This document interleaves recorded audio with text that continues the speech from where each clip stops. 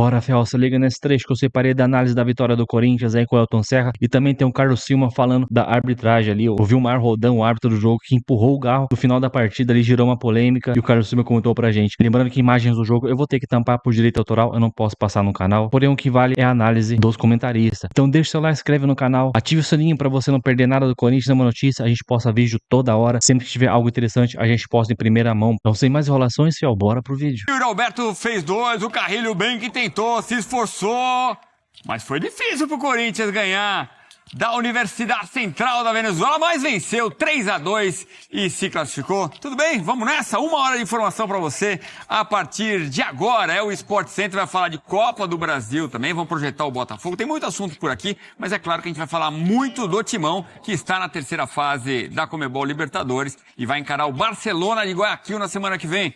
Fala, Elton, tudo bem, meu amigo? Boa noite. Tudo bem, Edu? Boa noite pra você, boa noite, fã de esportes. Olha que sufoco, hein? Pra quem esperava a vida fácil do Corinthians contra o time de menor ranking dos classificados para a fase 2 dessa Libertadores, se enganou, hein? O Corinthians teve que suar demais para se classificar contra a Universidade Central e a gente vai falar sobre isso, né, Edu? Vamos sim. E essa possibilidade de poupar, como era importante poupar, porque o Corinthians tem jogo contra o Mirassol neste domingo, vale classificação para a semifinal. Vamos ver o que aconteceu na Neoquímica Arena, então. Põe na tela os gols. Não, vamos lá com o Mendo Bidlovski. É ele que vai resumir para a gente o que aconteceu na Zona Leste de São Paulo. Chega mais, Mendo.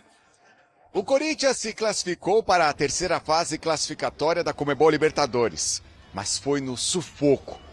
Neoquímica Arena com mais de 44 mil torcedores. E o Corinthians saiu na frente com gol com apenas 3 minutos de jogo. Carrillo fez boa jogada e cruzou para Yuri Alberto. Só que 3 minutos depois, a Universidade Central da Venezuela empatou com Cuesta.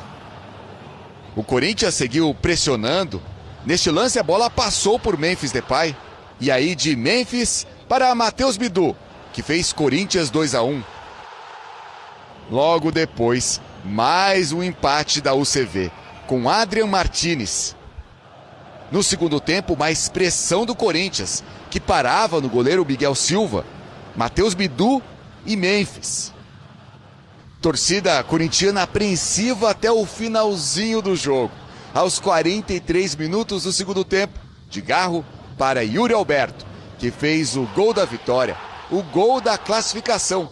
Corinthians classificado 3, o CV 2. O Corinthians, na terceira fase classificatória, pega o Barcelona de Guayaquil, que eliminou o El Nacional do Equador. Semana que vem, Barcelona, quer dizer, não dá para poupar, né? É uma sequência grande, podem ser 6 jogos pro Corinthians sem poupar elenco. Tá aí, então, os números do Yuri Alberto sem se esconder, sem se omitir, ele deixou 2 lá dentro, tentou 5 finalizações. Ele é líder nos 2 rankings para o Corinthians. Foram 2 finalizações no alvo, mais 12 ações na área rival e 3 chances criadas nestes rankings. Ele foi o segundo do Timão. O Elton, a gente tem que prestar muita atenção no que o Memphis Depay fala, né? Ele fala de calma, quer dizer, o aspecto emocional do time, que entrou um pouco mais nervoso do que deveria.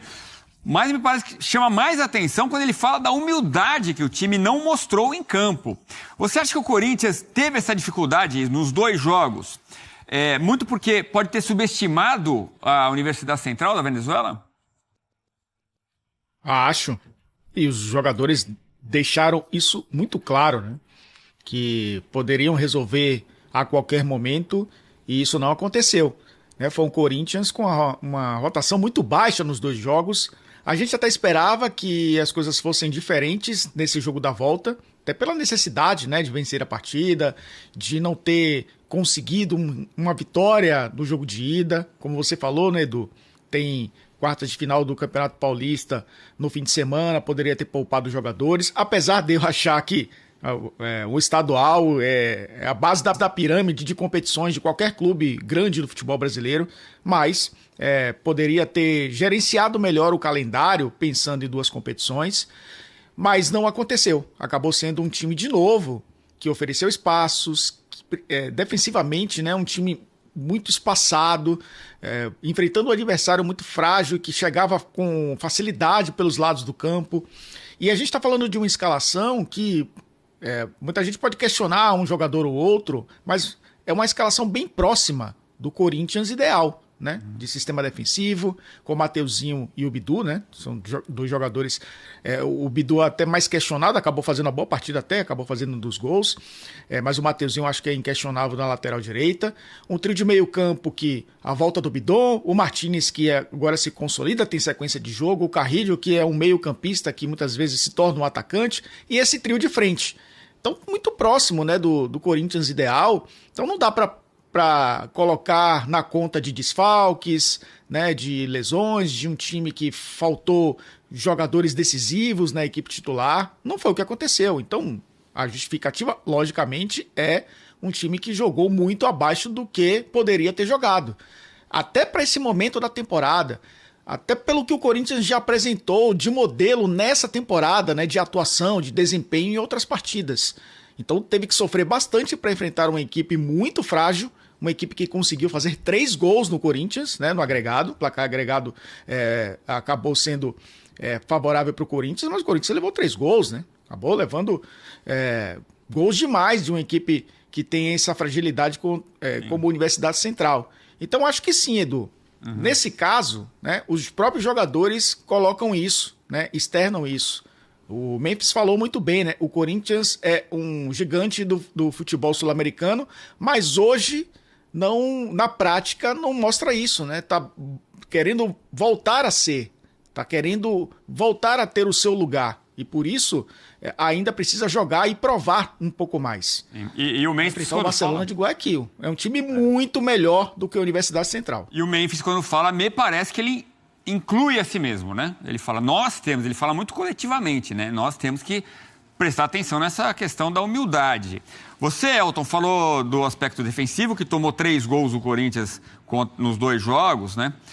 Foram 16 gols no ano já. Então, em 3 jogos apenas que o Corinthians não tomou gol. Quer dizer, a defesa é o principal ponto de atenção para esse Corinthians ali para tentar melhorar? Sim, e era algo que parecia ter sido corrigido na temporada passada, né? Apesar de um susto ou outro, era um time mais consistente. A entrada do André Ramalho deu um pouco mais de tranquilidade, experiência, até qualidade com a bola. O Corinthians mostrou, pelo menos na reta final do ano passado, que a defesa foi importante até para chegar a uma pré-Libertadores. Mas é como você falou, né? Venceu a Ponte Preta por 1-0, duras penas, até teve jogador expulso, né? Venceu o Novo Horizontino, também por 1-0. Quando não levou gol, também foram placares apertados, não foi um time que sobrou. Venceu o São Bernardo por 2-0. Os 3 jogos, né, pelo Campeonato Paulista, mas levar gols como levou da UCV, isso mostra que é um time que tem suas fragilidades. A gente vai até trazer alguns lances daqui a pouco que mostram que o Corinthians, de fato, precisa corrigir algumas coisas na sua recomposição defensiva, na sua sustentação da primeira linha, nas coberturas dos laterais, no jogo aéreo defensivo, né, porque levou um gol assim, foi um gol contra no jogo da ida, mas o cruzamento veio pelo lado direito, permitiu a finalização, acabou acontecendo o gol contra na Venezuela. Se repete, né? E a gente está vendo um dos melhores momentos. Olha quantas vezes, né?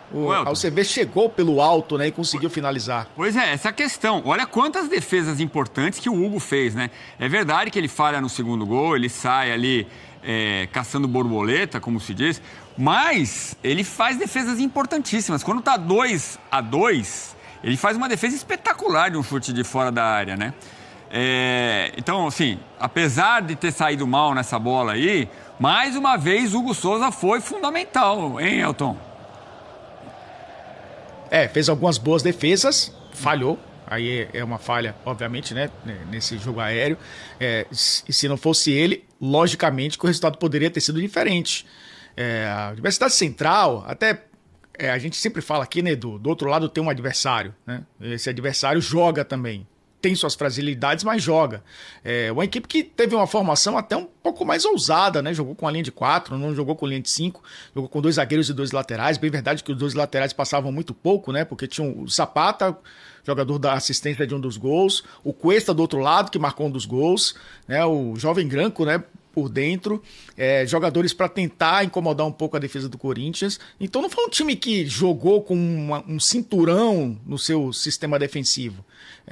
Ofereceu espaços. Eu acho que até o ataque funciona, né? Consegue resolver, tanto que fez 3 gols, tanto que o Yuri Alberto foi destaque, a participação, né, do Garro, a participação do Carrillo, o Martínez também construindo, sendo um cara importante, mas esse time que tem apenas 2 pontas que participavam mais do jogo e o Ortiz ali por dentro, conseguiu oferecer muito perigo para a defesa do Corinthians. Então sim, o ponto frágil dessa equipe nesse momento da temporada, contra um time muito frágil. A gente repete isso porque não é o melhor time que o Corinthians enfrentou. Longe disso. Nessa temporada enfrentou times muito melhores e até times medianos para baixo no Campeonato Paulista. E domingo, Mirassol, Série A, né? Um time que mostrou força nesse Campeonato Paulista, até piorou durante o campeonato, mas é um time muito bom, né? Então vamos ver, apesar de ter demitido o técnico, o Barroca, mas é um time de Série A, né? Bom, Vilmar Roldan, vamos analisar a atuação do árbitro? Solta a vinheta.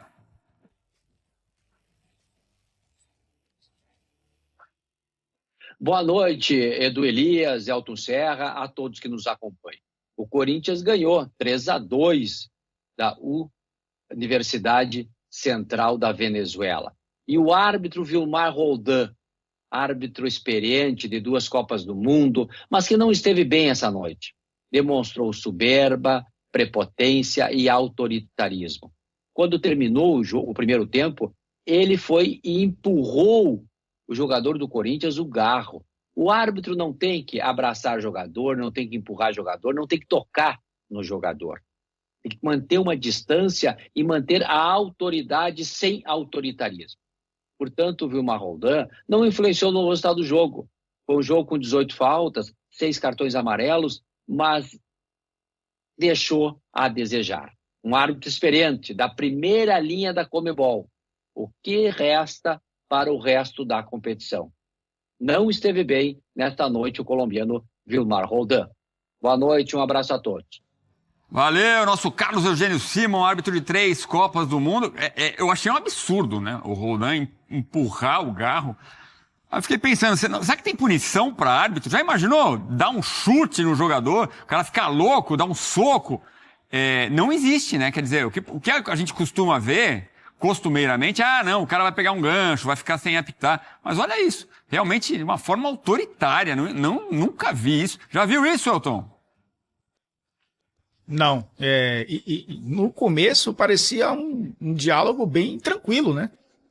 Olha lá, a gente tá vendo o início do diálogo, parecia algo bem tranquilo. O Roldan que tava meio exagerado ali, né? Aí encostou, parecia usar da rispidez, e aí o Garro começou a esquentar também. Aí depois vem esse empurrão, né? Eu achei de um autoritarismo bem descabível, né, pro momento. Garrou raiva também, né? Depois de ter empurrado. Pegou? Bom, vamos lá. Análise tática agora. Nosso Elton Serra. Vamos pegar aí a análise do nosso comentarista para tentar visualizar o que aconteceu em campo.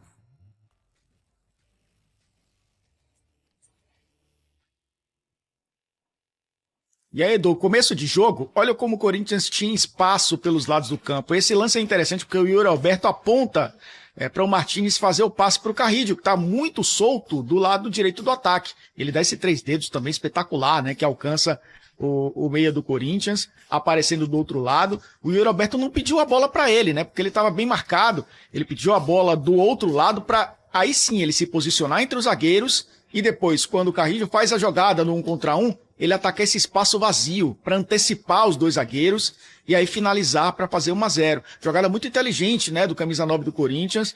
No começo do jogo parecia que o Corinthians faria diferente do que fez no jogo de ida. Só que aí os espaços foram aparecendo na defesa também. A recuperação de bola da UCB, a saída de bola errada, né, do Corinthians, a gente percebe ali o erro do João Pedro.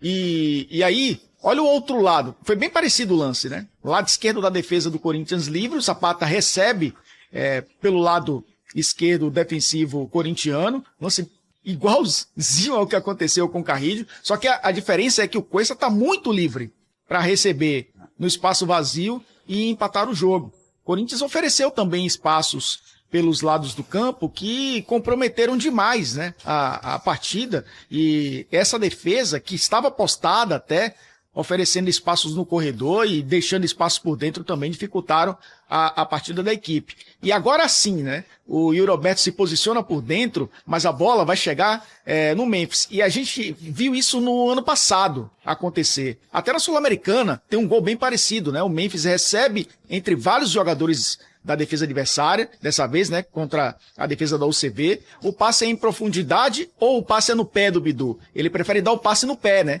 porque o Bidu pode atacar esse espaço vazio, bater cruzado, tocar pro Yuri Alberto ou finalizar. O Bidu preferiu finalizar e acabou fazendo o gol. Então é isso, e agora bora para mais informações do Corinthians. O Memphis Depay que pediu umidade ao time do Corinthians e avisou, ainda não somos o melhor time da América.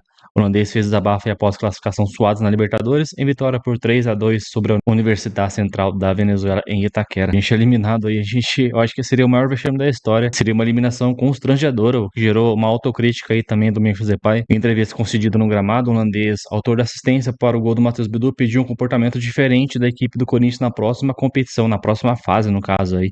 Ele falou exatamente assim: temos que ser pacientes, nós não podemos jogar dessa forma todos os jogos, não podemos atacar o tempo todo, temos que controlar o jogo, temos que jogar jogo a jogo, ser mais espertos, nós temos muito trabalho a fazer, alertou o camisa 10 do Corinthians. Ele também falou assim que temos que ser mais humildes, ainda não somos o melhor time da América, é o maior time da América, mas ainda não somos o melhor, desabafou o Memphis Depay após a partida em entrevista. Corinthians aí que vai encarar o Barcelona de Guayaquil na briga por lugar na próxima fase do grupo da Libertadores. O primeiro confronto ocorre na semana que vem no Equador. A volta aí será na Neoquímica Arena em 2 semanas. A Conmebol que vai definir as datas nos próximos dias.